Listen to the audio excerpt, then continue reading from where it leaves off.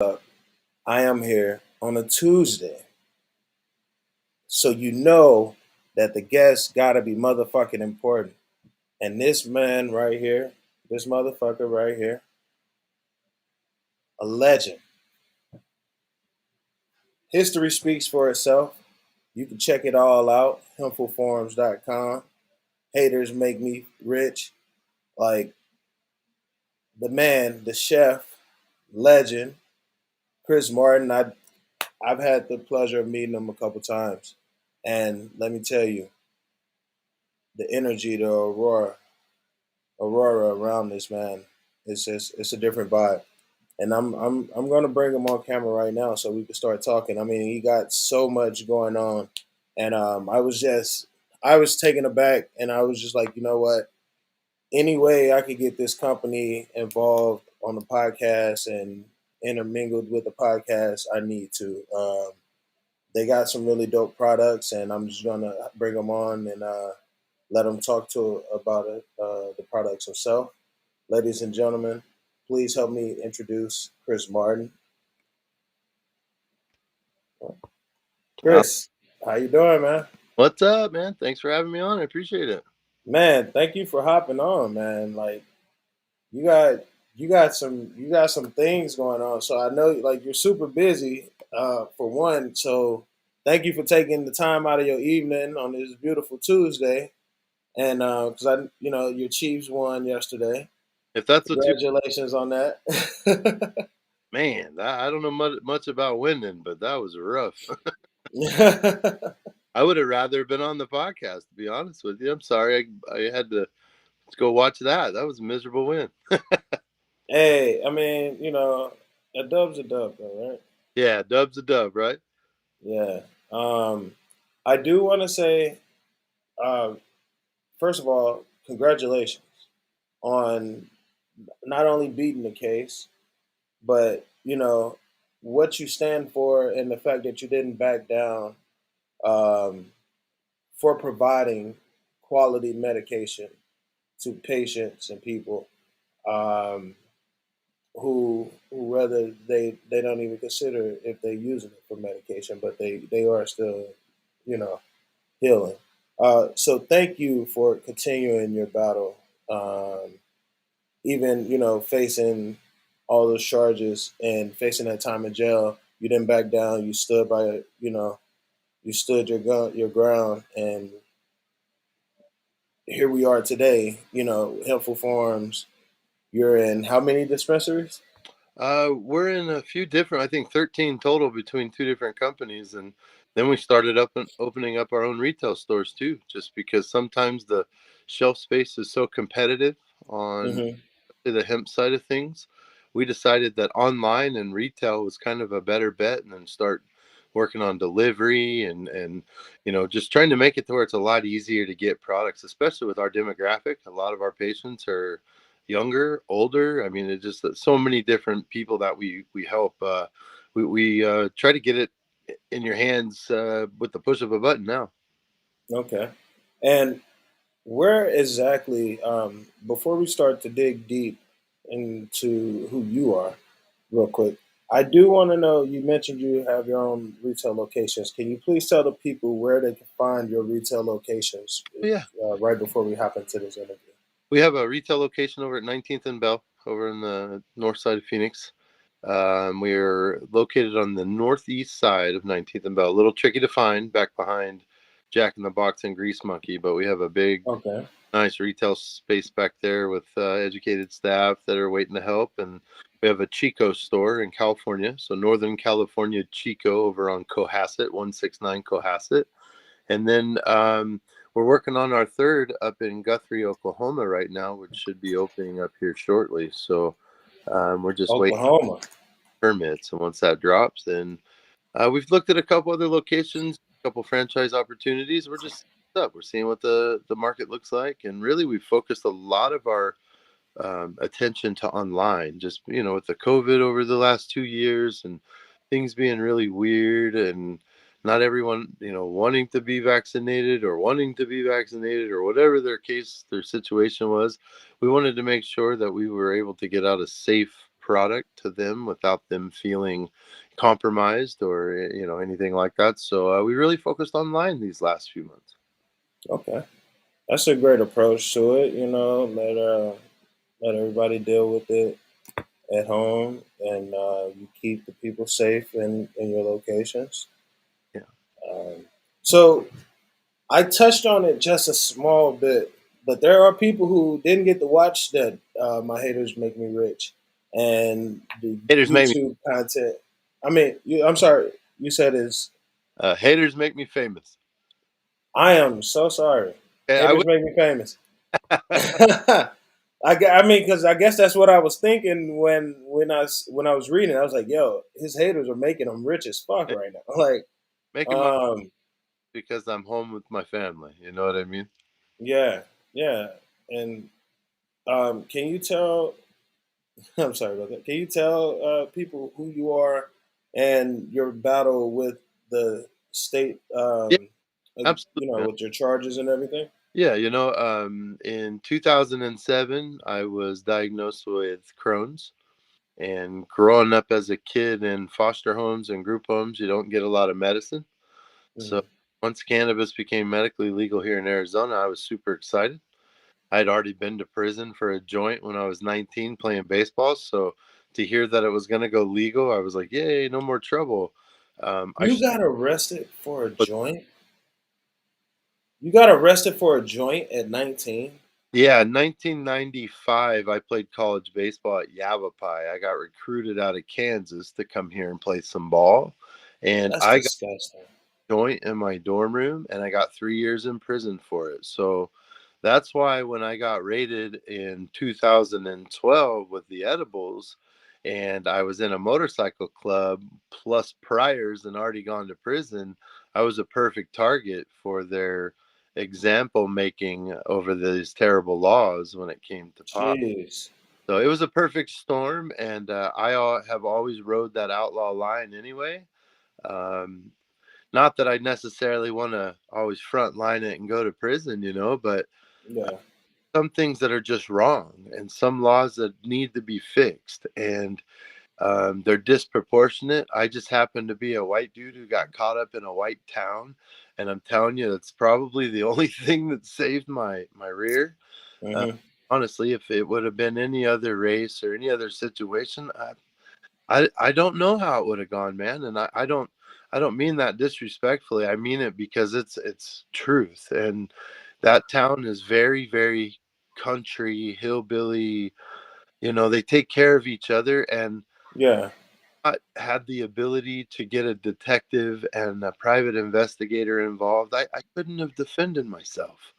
And I see it every day. And that's why I felt like once I got out and I had the platform to do the documentary and do the book, it wasn't about me anymore. It was about all the other people in the same position that don't have the platform or don't have a voice.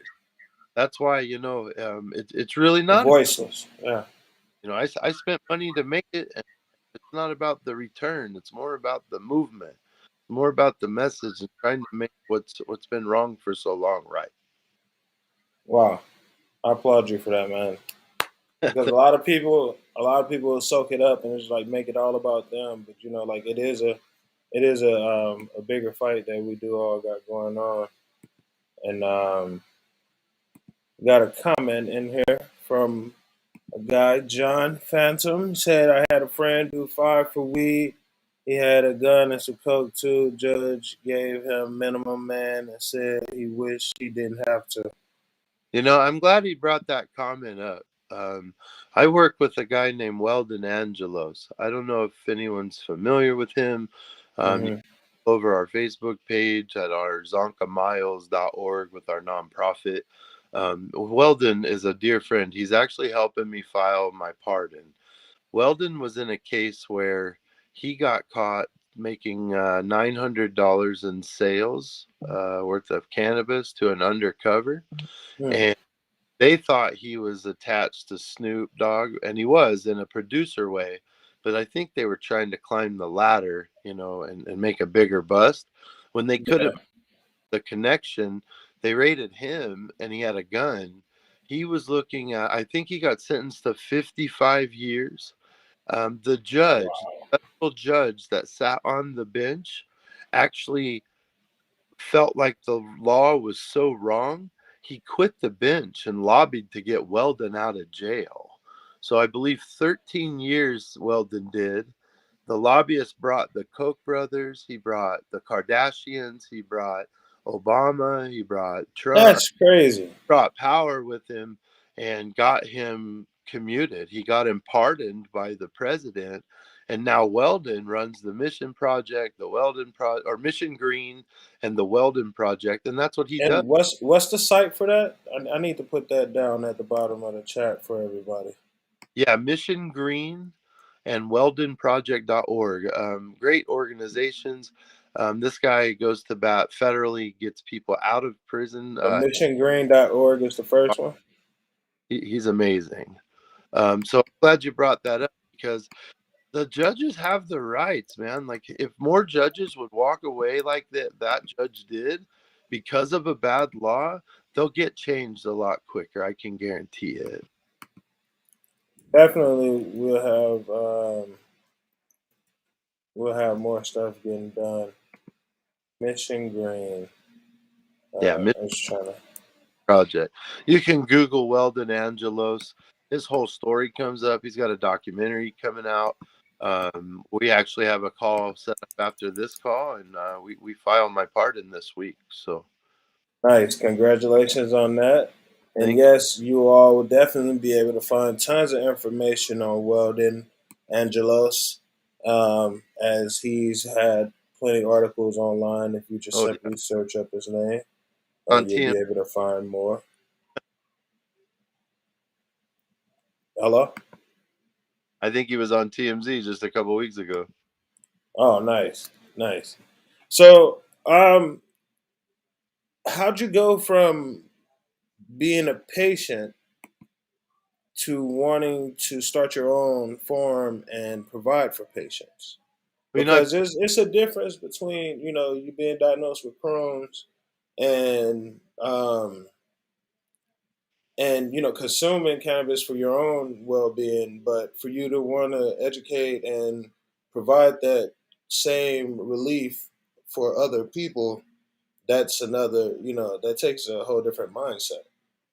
well, I mean, that's how I got involved. I was trying to heal my Crohn's. I was trying to make me feel better. And then I realized how many other people were in the same position with not just Crohn's, but cancers and all these other illnesses.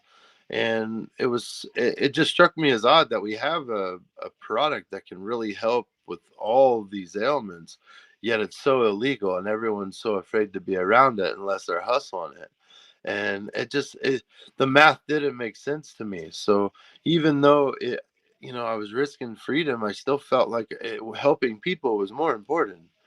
Getting people what they needed made me feel better, I guess, than worrying about how much trouble you might get into. Or honestly, you don't really ever think about the trouble because, if you focus on that, then you kind of hold back on what you're supposed to be doing, and that's helping people. So we've just felt like it was, I don't know, our the reason for being here. I think Mhm.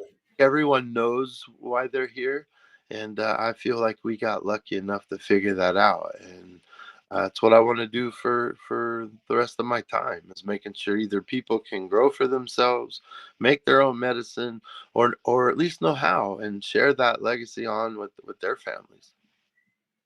Nice. That's beautiful that you want to help build like that.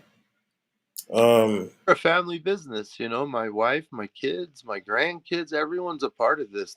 All my kids grow, all my kids formulate, all my kids run every aspect of our company. It's the true meaning of a family business. This is, and about how big of a grow up do you have going on?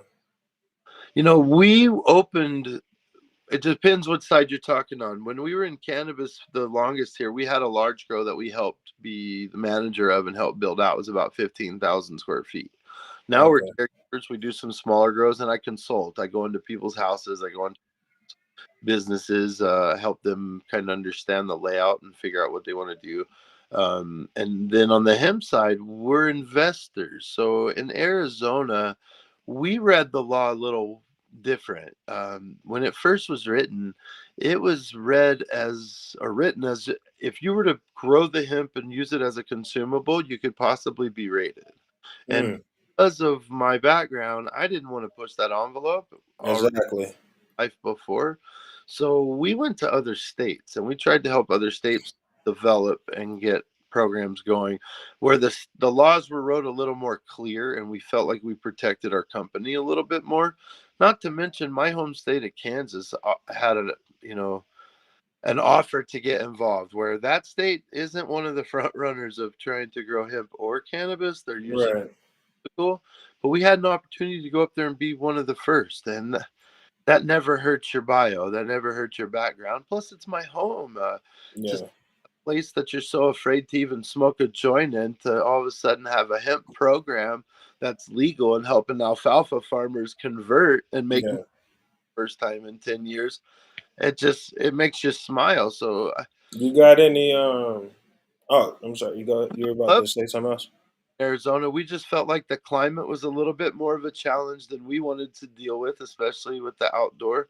And Hmm. we went a little bit of a different direction. So we are still um, invested or partial, involvement with all the farms we started with over 10 years ago, and I think that's a huge feat in itself. So Yeah. it helps the sustainability of what we're doing. Nice. And you mentioned Kentucky, and I did want to ask you earlier when you brought up the other states that you were in. I wanted to have you looked into Illinois? I haven't looked into Illinois yet. I don't have a lot of contacts up there, but I'd be interested to sit down and have a chat. Okay, we'll definitely have to chat. I got a bunch of family. I'm originally from East St. Louis, Illinois, and we could definitely use a hempful farm location up there in the great city of Champions I heard Illinois and surrounding areas. around and getting the laws a little bit organized up there. They are finally getting it together. They recently passed a social equity law as well for people in Illinois who have prior marijuana charges prior to legalization. Make sure y'all look into getting your records expunged and excuse me, and going into there and applying for one of those dispensary licenses Yeah. because that's big, Well, that's with federal. working with Weldon on here. Weldon does it on a federal level, but Okay. started the Compassionate Cannabis Clemency of Arizona, and Weldon's helping us in conjunction with ASU and expungement programs just to set up a clinic that will take the expungement that they're teaching and expand it through to pardon, because a lot of people don't understand that expungement only covers so much. Hmm. Sometimes you need to go a little bit further, And and the get a pardon. dollars. It's filing the application, it's getting the paperwork together, organizing letters of support from important people. It's really And footwork. when do these clinics or when are they going to take place? You know, People who are interested. yeah, like I mentioned with you earlier, I have a call right after this with Weldon.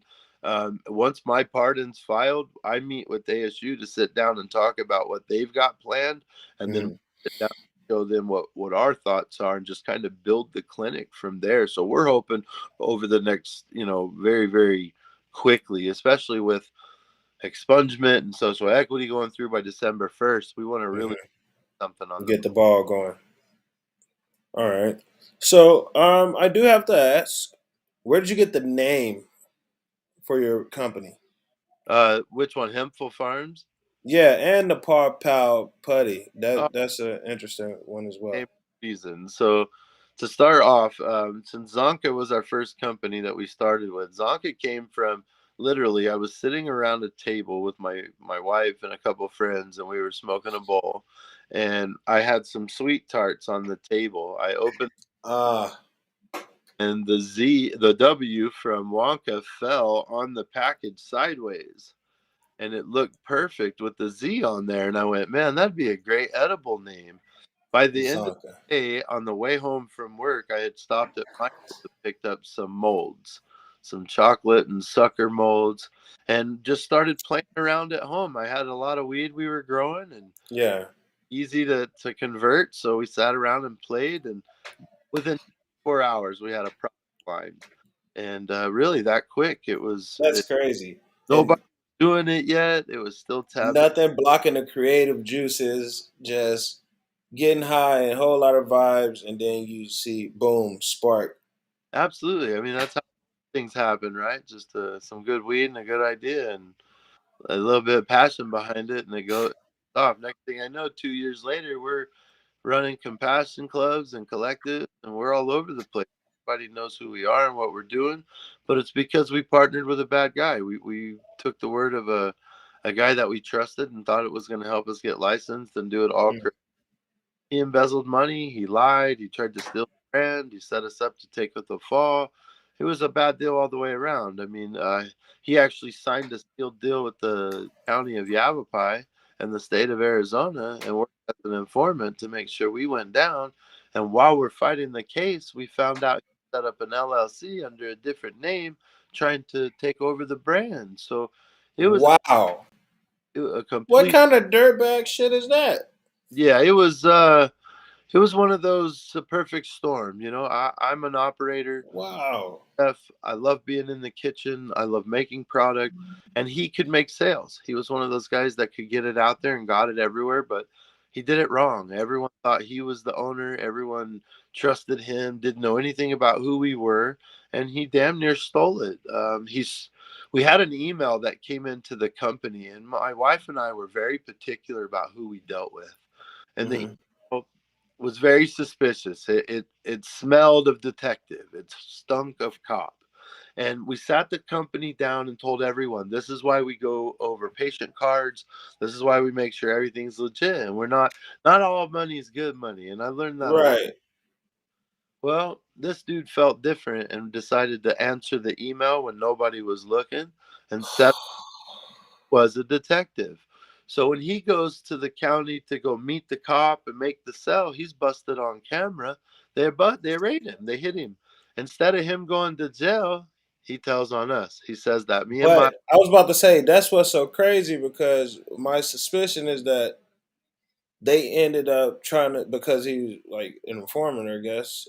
They ended up trying to pin that on y'all, huh? oh yeah, I my wife and I were looking at a total of 26 felonies and Jesus. 180 years between the two of us. And my wife had never been in trouble, been in the medical field all her life. A mom. We have 5 kids. Like it wasn't like we were running a cartel or, you know what I mean. Like we grew weed, Yeah, help patients get it, and that's exactly the truth of it. So when the cops realized I was in a motorcycle club, that just allowed them to enhance the charges and try to affiliate everything.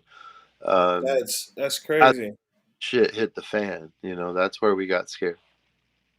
That's that's unfortunate, but you luckily, luckily the right forces, came into your life, Yeah, and you were able to get past that moment. nobody will watch. Uh, you say what? I don't want to give up too much, then nobody will watch the movie. Yeah, they definitely got to go watch the movie. How did you raise funding for your venture at first, like the initial funding for it? That's a cool question. I like answering that one. So when I opened up the cafe, it was a unique situation. We were making all of the product out of my house at the time. Hmm. Had an investor that called from Kentucky and said, "Hey, look, we love your branding. We love your product line. We want to come out and see what you do." Me and my wife looked at each other like, "Uh-oh, we've got to show people our living room." Like, I don't have a facility. What am I supposed to do? Yeah, So I got online and I wanted to rent a kitchen for the weekend as if I were doing a catering gig or a wedding or something. And that's what I explained to the landlord was I just needed it for 4 days and this is what I do with it. I'd clean my mess and pay you for your time. He said, "Great." These investors show up, and I had found a double suite, one that had a restaurant with a cafe and bar area, and the other side had a retail spot. Damn. We took the retail side and set it up like a lab. We took the kitchen and set it up like production. Didn't really touch the dining room a whole lot because I didn't have a lot of time, and I was still pulling it out of my ass of what I was going to tell the investors we were going to do with the rest of the space. When they came down, they fell in love. They were like, holy shit, this is great. This is amazing. What are you going to do with the dining room? First thing they asked me. I looked right at them and I said, Hempful Farms Cafe, hemp infused everything, breakfast, lunch, juice, Yeah. smoothies. And he was like, here's $100,000 for 20% of your company. Now, mind you, I was fighting a life case. I was looking at over 100 years in prison. This was the same time you were out on bail, like Same fighting a case on bond. on bond. I mean, yeah. Quit my job as a chef over at Crust on Tatum and Bell. One, because I was really sick with my illness and I couldn't work Mhm. standing up on the line very much anymore with my Crohn's. And two, we started to get so many online orders that I couldn't work full time there and go home and make soap and lotion and dog treats. So That's my wife that I was going to quit my job, and she's like, "Are you nuts? You're looking at life. You might not come home from prison, and now you're telling me one of the only we have two incomes, and you're going to take one of them." I said, "Mama, I think we're going to get really busy. I think we're not going to need that income."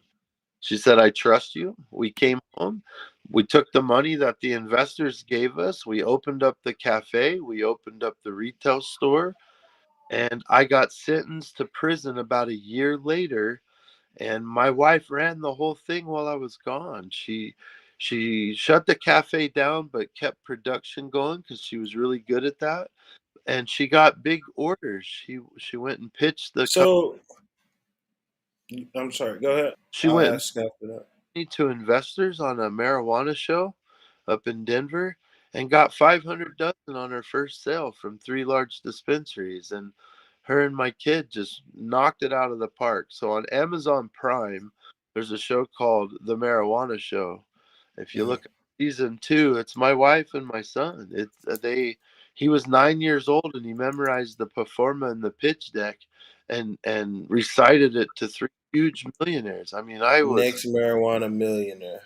I came home That's for crazy. 3 years and was like, my boy did that. I'm so in love. Like I was so proud. I was so honored. I was, and really that's how we got here because our family doesn't miss a beat, man. It's like a good football team, like if what Yeah.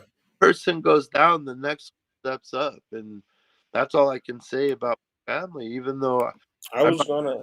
brunt of it. They handled business. They ran it while I was gone, and I Yeah. walked in. So that's how I took over a large grow. I had a company that saw our cafe, saw our retail store, saw everything that we had put together, and said, "Man, I've got a grow license and would love to have you guys come be a part of it." So while I'm in prison, my wife is setting up phone calls with this corporation doing a deal. She's getting a deal set up. So when I come out of prison, I've got a job.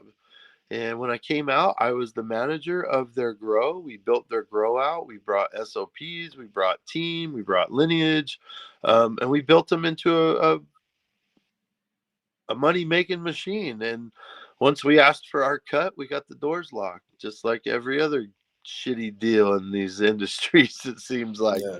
And because of my background, I had a hard time because of the felony records, and I wasn't positioned very well because I didn't know what I didn't know, and so I took a hit. I lost the grow. I got to launch my brand. I got Zonka back into the market in 2018 because of it, though. So, with all crappy situations comes some good stuff too. And Hmm. now we're working on a couple deals to get down to Tucson and really get launched out of Tucson and see what we can do about keeping the brand rocking in other states. We've got some licensing agreement opportunities, and I mean, What all products does the we Zonka carry? It's not just chocolates, right? manifest. I'm sorry. Hello. Yeah. Yeah, the Zonka brand. Um, is do you all? It's more than just right Yeah, or top of the grow and rosin and solventless product that really hit the market hard. That's what happened. But then when we launched the chocolate and everything else, I have to sustain product to make sure I can put out the best product. When I didn't have the grow anymore and I didn't have those materials that were mine and my lineage, it's a lot harder to try to source that material and sustain your brand. If I'm buying some half-ass product and putting my logo on it, people are going to figure it out real, real fast. And yeah, that wasn't a smart move. So we are looking to transition into a partnership right now. We're in talks with a group, and it's probably one of the best fits for us with product, grow availability, the kitchen. It's just a really good situation. We haven't signed anything yet, so I don't want to put too much out there yet and jinx us, yeah, but it's a really good situation to give us the quality of product back that we do, right out the gate too, which is awesome. It's really just about making sure we do the right deal with the right people, and we feel like we've found that now. nice. Found that right groove. Yeah, Uh, I was going to ask you, how do you market your business? Because in this ever changing environment, there's always new ways to market. And how do you get your business out in front and get attract new customers or I got it. retain those customers? Don't work. You gotta get out there on all fours and crawl around and dig for help. And in the dark hours, work into the wee hours of the night and hit every event. And I mean, we try to get involved on every level, whether it be man in a booth at a rough event with the MMA fighting, all the way to driving to Vegas to go make sure we hit events that help veterans or help people in prison for pot. So Mm, it's really, to me, I think it's about being what you say you're about. A lot of people can throw up a billboard and talk a lot of game, but if you don't follow that up, then I guess the marketing is really not worth the weight in gold. You know what I mean? And yeah, we try to mix it up. Like we'll do a billboard one day, one quarter, and see the results and realize like, man, we can't really track a lot of that, and then spend a month just getting out in the community and touching base and making sure we're helping people, and then we take feedback and go, damn, we got a lot more responses just going out there and touching people and going out there and right. funds, getting water to people, helping homeless with clothing. I mean, what Have you hard question to answer because we've spent probably thousands of dollars in one aspect to market and not seen a return, and then spent thousands of hours just making sure we're boots on the ground and mhm, kinds of fulfillment. So, it's really just being about who you say you are, and like we've been here almost 12 years now, and for me, that's just because of consistency. That's because we do what we say. We don't, mhm, and we listen. When someone has an issue, a problem, a concern, a need, we try to meet it. We try to make sure that we're still the ones answering the phone and making sure we're fixing the problems. We're not perfect. We make mistakes. We've had, mhm. there no one's out there perfect, but I think owning it, realizing it, accepting it, and fixing it is what that's about, especially as a small business. Yeah. Having good customers and patients that have walked this journey with us, I think, are the reason why we're as successful as we are. Well, and congrats to on that because 12 years that's a wow. Long time to do anything. Yeah. Yeah, like I've seen so many companies fail, within, hell, 2.5 years, Yeah, we've and it's just taking consistency, closed 2 retail locations. I mean, it's not like we've gone without taking hits. and it's all family owned and operated, Uh, right? you got to be ready for change, and you got to zig when they zag, right? I mean, it's Yeah. important. You said you're all family owned and operated, right? Absolutely. Congratulations, man. Yep. That generational wealth, man. A lot of people don't think about that, but that's definitely generational wealth and the And foundation of it. And if I could get the rest of my family to pull the head out of their ass, there'd be even more stores. You know what I mean? Like, I feel you.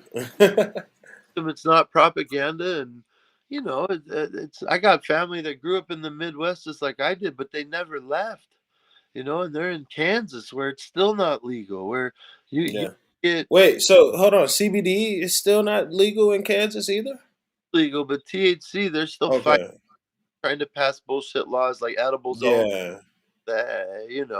No flour, no content. They're trying to control it. They're trying to run it, and that's where I hope we That's can why talk and that's that. yeah, that's why we need federal legal Across decriminalization. across the board. Yeah, well, like Yeah. so I can't go back and visit my family in Kansas because I'm a Crohn's patient and I can't have my medicine. So I mean, what says that when I cross the state line, I'm not sick anymore? It Yeah. hell is that? That's the That most. doesn't make sense at all. No, it doesn't at all. So it's been about 18 years since I've been home to be with my family because I'm scared to death. I went to prison in a legal Wow. state. What the hell's going to happen when I go back there? You go right. That's disgusting, man. It is. It's Um and what's crazy is like I normally ask the guests like how has cannabis affected your life, but it's it, it's such a bittersweet thing oh, I get for a your podcast life because interview. I do. I get asked, why do you stick around? Why don't you just go do something else? Like, isn't it less stressful? it's what you love.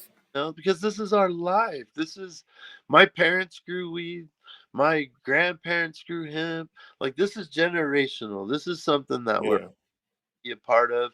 I'm a Crohn's guy. Like just Now, and that's what I wanted to ask. Was it always CBD, or I mean, was it always THC or CBD, or were you raised and taught to grow both? I was raised. Side by side.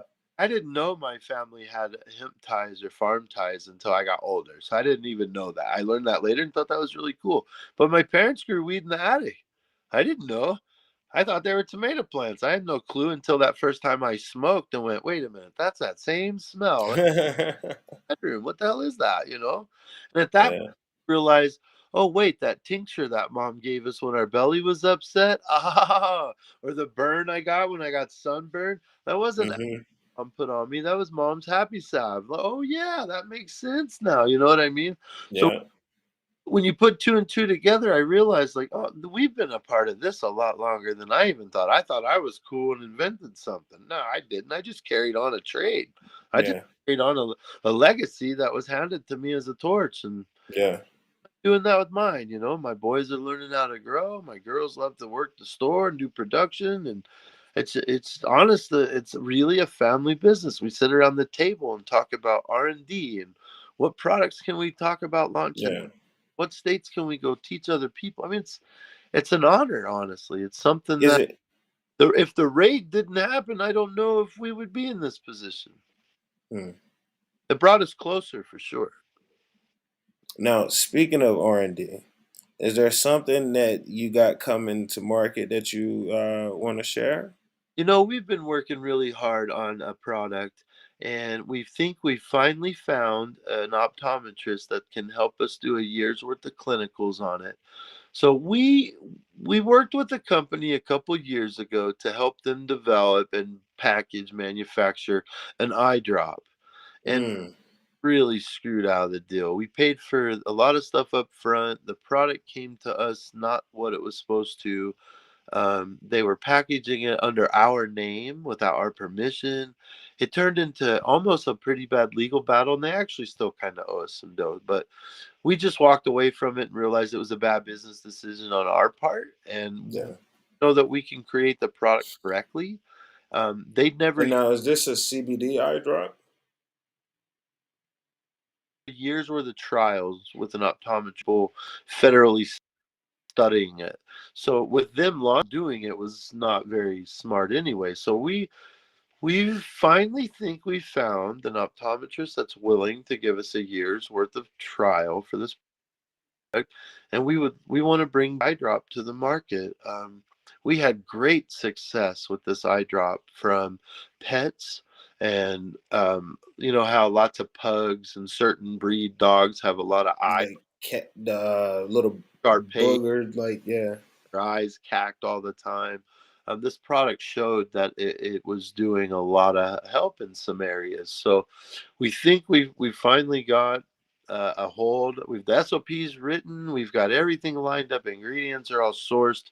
We just have to get it to clinical trials before we can launch it. So that's really our big news that we think we're about to break open with. nice. And I do like the fact that you all do have medication for everybody in the Yeah, family, like you say on your site. You know, I think that's dope because a lot of people don't realize or didn't even know. You know, I've had people ask me like, "Hey, can you give medicated treats to your pets?" I'm like, "Yo, they sell CBD stuff yeah, at the dispensaries, at smoke shops. Like, you can get medicated pet treats for your pets right, at damn near every location now, right. and it's good for them. You know, it helps with their anxiety. Yeah, It also helps they're with the mammals. bones. Yeah, you know, exactly. They're mammals. They feel and have emotions just like we do. And it's nice to see that the world is finally opening up, Yeah. back opening up. You know, because But once, I eh, think everyone's tired of being lied to. You know, I think everyone's tired of being pumped full of narcotics and big pharma and propaganda and bullshit and getting. yeah, I mean, honestly, cancer is such a huge business, and I think people have realized chemo and radiation can be too. And you know, there's a lot of negative that goes along with it. You know, my sister was stage 3 pancreatic and colon cancer, and with mm, the help of RSO and 2 treatments of her chemo, she's been cleared with a clean PET scan, and she believes that both did it. That the chemo shrink it enough for the RSO to come in and just beat the hell out of it. So yeah, where I think that Western medicine has a place, and there are many people that have had their lives saved because of it. I also believe that big business and big pharma run the game on a lot of these aspects, and we just need to wake up and pay attention to your bodies. I mean, let, yeah, let alone the issues with Social Security, not having it when you hit a certain age. Why in the yeah, want us to live that long if they had to pay us out? We don't live to 65. Where's that money go? It doesn't go to your family. Your kids don't get that. That goes back to the government. So, I mean, think about it. If we all get sick with cancer in our 40s and 50s or even earlier, we don't make it. yeah. Where do all those benefits go? I mean, it's just And a we're lot of that out on a good, we you know. we also like while we speaking on cancers and everything like that. Let's not forget to mention that quite a bit of those come from our diets and Absolutely. the way we abuse our bodies as Sugar. far as like cancers and all of that. Absolutely. Yes. Um, but I wanted to ask you because you've been growing for a long time. Can you? I was looking up stuff, and they were talking about the Chernobyl and how they actually planted hemp to go help clean up the soil. And then I also saw on a video, on one of the YouTube videos that was in the email chain, your company was talking about how hemp helps with the soil and read nutrients, and you like leave the blocks in and ground. And it's the so. Can you expand on that? Hemp's And a rotational crop. So if you get on Facebook and go to a guy's page named Ryan Laughlin, he's one of the biggest hemp growers or farmers in the country. Um, they'll do rotational crops. I've seen even on the smaller level, like back in Kansas, where they'll rotate root vegetables, potatoes, rutabagas, carrots, and they'll rotate them in and filter out a lot of the nitrogens and the the bacterias and stuff through the soils with and it. It's an that's anti. Lofton, Loftin.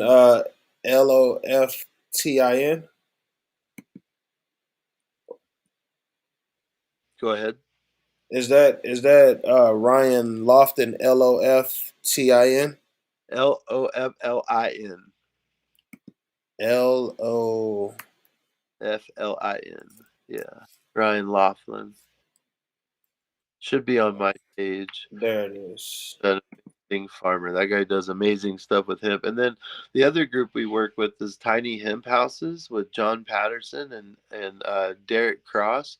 Those guys have done amazing work with hemp and filtration, cleaning up dirty water, cleaning up dirty soil. Um, we've had them actually out, and they've done classes out here at our stores where we teach people how to build hempcrete and make the block out of water, lime, and the raw herd. Excuse me. And then you uh, place it in a form and make blocks out of it and build walls and pour stem walls with it. And we just try to teach people why it's so important to build the demand. You know, if you could walk in Yeah. Depot and not have to see 2x4s and plywood everywhere that killed our forest, and grow a crop that we can flip every 90 days, use it in the same manner without leaving a huge carbon footprint, why wouldn't we do it? Well, I mean, honestly, why wouldn't we make that decision to leave this planet a little bit better than we found it for, our own families? It makes sense to me. I have to help others make sense of it too. Yeah. It does. It does. Why not leave it better for the kids and the generations that's yet to experience this place? You Absolutely. know. Um, we've been on here for a while, and I know you got to go soon.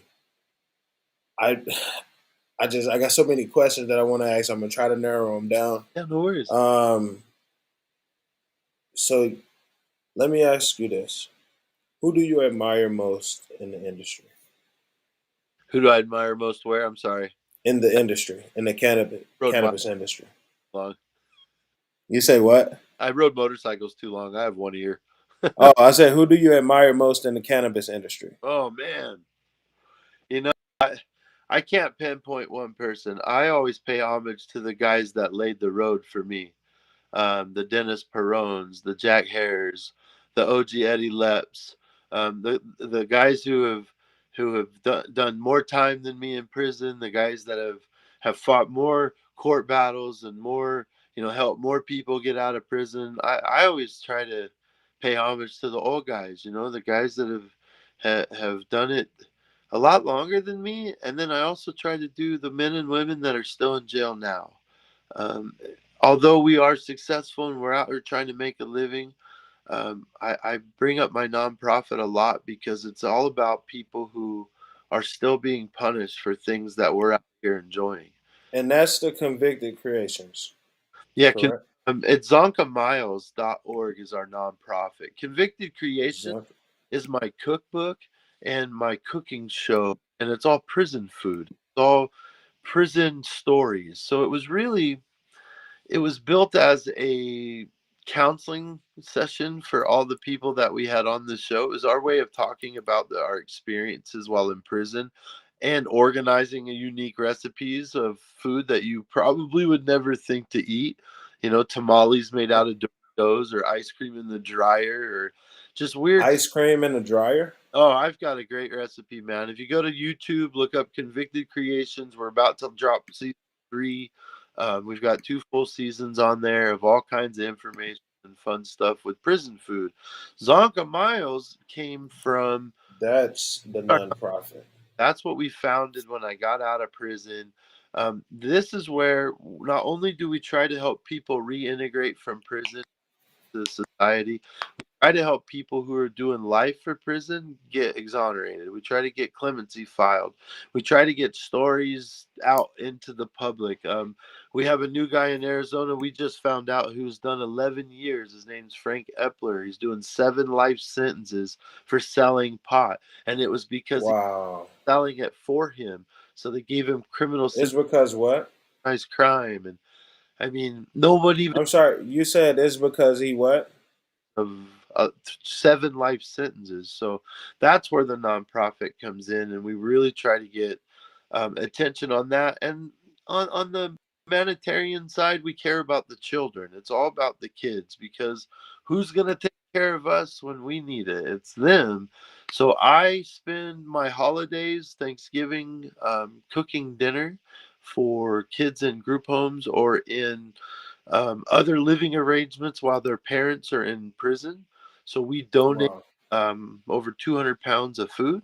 And then on Christmas, we deliver gifts and raise money for their families because they need it. You know, when you're doing life in prison, there's not a lot of people that stick by your side.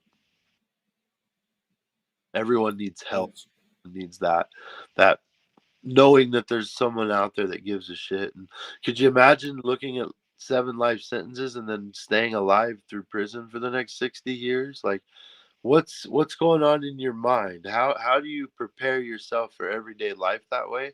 So we feel like we make the connection with them and show them that they're not forgotten and that they're going to come home one day, that the charade will end, all the millions of dollars being made by all these corporations will right. funneled into a program to get these people home.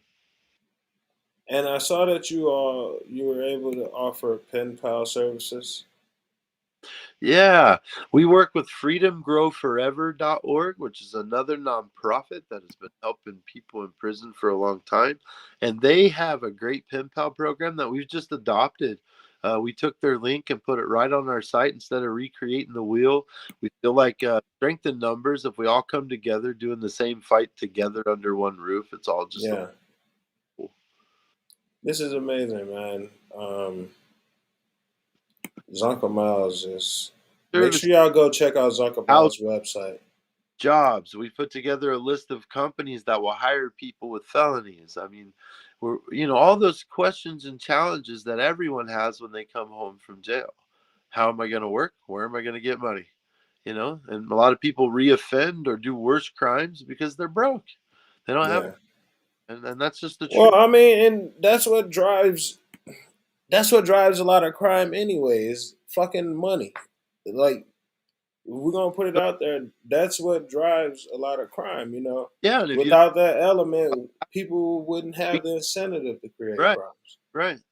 If we can help you, we'll not worry about that and supply enough resources that the stress isn't there, that you can complete these programs, your success rate's so much higher.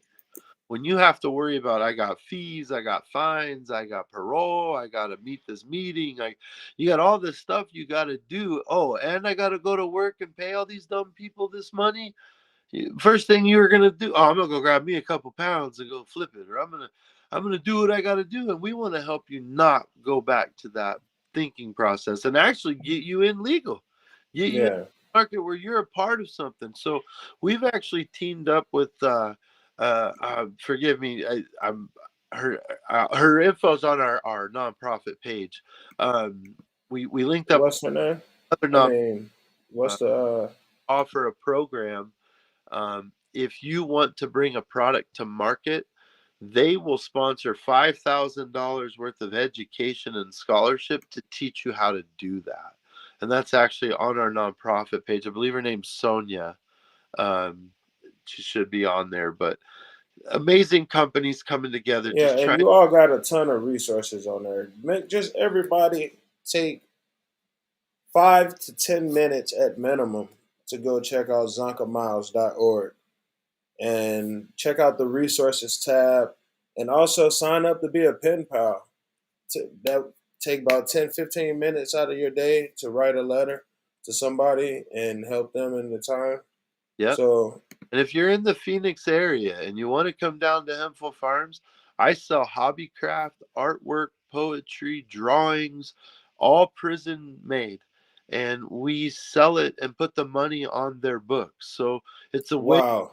to supply for themselves, a supply for their families, not feel broken and like they're not accomplishing anything. And their artwork and their stories get told. And they Yeah, it really hits you in the heartstrings when you see someone who's done 30 years that made a purse out of hemp and they're in there for pot. yeah. Like it's just, that full circle that I can't even I express without you seeing it.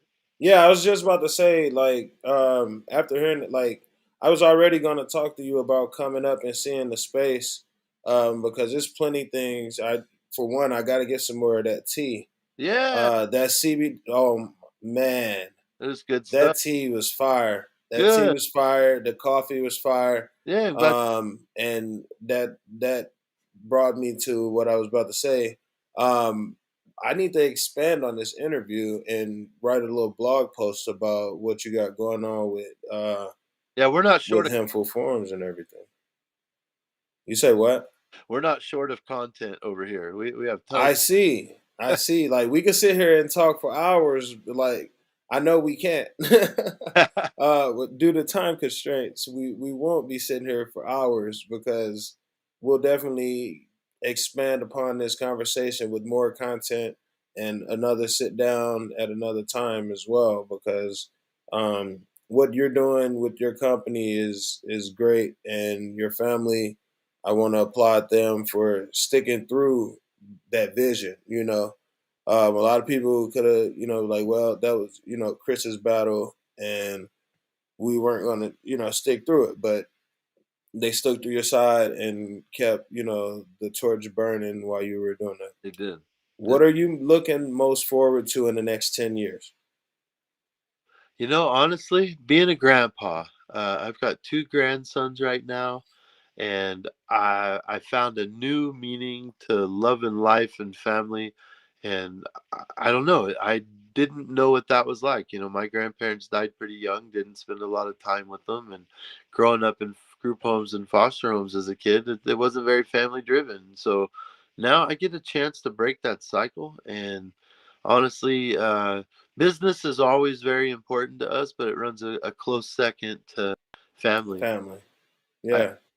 seeing where this family goes from here, and the business with it, I'm excited. I mean, hopefully I'll be fishing at my cabin, and and taking my grandbabies with me while the kids run it here. Yeah. Not too long. That's really what we hope. Or we just hope everyone stays healthy. We hope everyone is still involved with the vision, and taking care of people. That's really what we instill people, is that this isn't so much about us as it is about everyone else. What's your favorite place to go fishing? Oh man, I'm a Kansas boy, so anywhere Midwest and big mouth bass is me. But out here, Okay. I've had a tough stroke of luck in Arizona. I Yeah. going to like Lee's Ferry or somewhere, because Pleasant stumps me, and all these lakes around here, these man-made lakes, are a little rough. I think I'd have better luck now or something. Yeah, I haven't had the chance to go fishing out here yet, but A couple um of bars are nice. We've had some luck up at Apache Lake a couple times. It just depends what season and when they've stocked everything. And I'm a Midwest boy, where you go out on a farm in a pond and take a cane pole, and you yeah, got fish and perch out all day long. exactly. Exactly. I used to go to the lake. My grandma, she'd catch like bluegill all the time and stuff like that. So, How and great. catfish. Yeah. Yep. Like the Midwest lakes were pretty stocked full. Yeah. You get some good eating if you go out there with a joint and you just sit and enjoy your time. So that's one thing I definitely miss about those Midwest You know, summers. we just went to Lake Powell on our family vacation a couple months ago, and we had some really good fishing at night on Lake Mm. Powell. Suggest anyone go to Lake Powell and do some night fishing, striper, Now, bass. how far is that from Phoenix? About I want to say, what did they say? 6 hours? I think it was about 6 hours from here. We're Okay. drive, one of the most beautiful places in our state. The borders, I believe, Utah. Just beautiful. Orange Mountains, Okay, so is there north? really down right now. The water levels were down about 50%, so looks Wow. different than it has. That's something crazy, man. I mean, I'm hoping that we can get a turnover and rain and this year was a good start. But weather's been something crazy, like with these droughts and stuff and all these like parks and lakes losing all this water, and it's like, man, Yeah. like how It- are we going to replenish this? You just say what now? give us some good rain for like 6 straight months. Well, I appreciate you, man. Thanks Then, for having me. yeah, thanks. And I just got two more questions, and we're gonna get up off of here. I gotta ask you, what was the first concert you attended? Oh, Monsters of Rock. I went to Monsters of Rock when I was like 15, 16, And and it and was what? like Megadeth, Guns N' Roses, Van Halen, and Scorpions. Holy shit! Bunch of rock and roll guys. And if you had a magic stick, what would be the three things that you would change in this world? Hunger would probably be the first one, along with hate. I think hunger and hate, if we could fix those two things, the rest will fix itself. The last one, I would probably say, man, if I could get hunger and health cured, I think the last one, maybe we would just make sure that peace stayed around forever. You know, hunger, hate's gone. Now we got peace. I think everyone will be happy. We could just high five and smoke some weed. Yeah, man. And I mean, we're already partly there with a lot of plant based foods and stuff coming out. We need to start coming out with some hemp based foods. Or Using the, make the Chiefs win the Super Bowl again. Damn it. you say what now? If I had a fourth wish, I'd make the Chiefs win the Super Bowl again. I don't know, man. I would clap and wish for that as well, but I'm a Patriots fan, so Uh, I can't even condone that kind of activity. Mac Jones isn't a bad quarterback. Yeah, he's going to do good. I He's think, going to do good. I'm a little iffy about how old our defense is looking, um, or how slow our defense is yeah, looking yeah. compared to the rest Oh, of the league. we don't even want to talk about defense. We don't. Oof. But These man, Chris, turnovers. We don't want to talk about it. Or penalties. We don't want to talk about those. the Chiefs, everybody that was once on top Yeah. have been But having a it's rocky time. this good, and then you go to that bad, that quick. It's It's rough. They might have to trade somebody. we Oh well, damn. The signed trade deadline was today. the Steelers today. Who? Melvin Ingram, the defensive end from the Steelers, used to play with the Chargers. Yeah, they traded for him, huh? Yeah, we traded for him today. Nice. Yeah. I Congratulations. I'm hope gonna it have to check ESPN and see if the Patriots made any moves. happens. I hope so. Fingers are crossed. Right? But yeah, man, I appreciate you hopping on, Chris. And Thank once again, everybody make sure you go visit zonkamiles.org. Make sure you go visit chrismartinstory.com. When you hop on YouTube, make sure you look up the hold on, Convicted Creations YouTube channel. You'll see a beautiful introduction video right there with the amazing and extremely versatile you. chef Chris Martin. Thank you again for sitting down with me, man. I had an amazing time today and both at the competition, the cooking competition, Oh, which that was you got the judge. all of you did so well. It was very tough. It was tough to judge. That was a tough situation. You guys all did a great. Nobody. I think when we were judging, that was the one thing that was continual. Was man, like we. It's hard to tell anybody that they didn't do something good on it because every great, just the time, Honored, man. the I'm honored. thought processes, the creativity. It was fun. It was great, especially for the first one. Yes, and that was definitely an amazing time, especially being my first cooking competition. I had an amazing time. You all made it such um, a beautiful place and home to be and create. It was super comfortable, and I can't wait to come up to the Hempful Farms location so we could sit down and actually go through and like get some B shots and just like so I could get some like content to post and everything. This would be dope. It's going to be amazing. And We've got a farmers market up there. you Come on. say what now? November 13th, 10 to 2. The second Saturday of every month, we do a farmers market in the fall. Okay, And it's just to bring the community and together, that's at the Bell location. play. We had like 40 vendors. It was cool. It's a lot of fun. Nice. Well, I'm definitely going to get more information about that, so I can post that into the description on the YouTube channel. So please don't forget to let me do that. Thank you, ladies and gentlemen, for tuning in to another episode. I got some mail to open up, and that's from, oh, sorry, Chef Neely, who's also in the Chris. Oh, before I let you go, I put Garrett from Reinstate on the spot last week. I'm gonna put you on the spot this week. All right. I'm doing giveaways starting this month. You don't have to hop in this box, but we're going to be giving away Cannabis and Coffee shirts Oh, and like products from different guests and stuff. So like I I got you got this. a coffee mug, You got some coffee mugs? Zonka coffee mug that you can Hey, pull out of. bet. That's gonna be dope as hell. Shout out to Hempful Farms and Zonka for the coffee mugs. Shout out to Chef Neely for the spices. These are gonna be in these boxes. Boxes are gonna have the cookbooks as well. And I'm going to get your business card so we can put your business card in there as well, so they can know exactly where else to find information. That's going to go in the box for the viewers, and going to announce the winners and everything. Once again, man, I greatly appreciate you sitting down. I hope you have a great time, You too. and thank you all for tuning in. Yeah. Thanks, guys. Take care.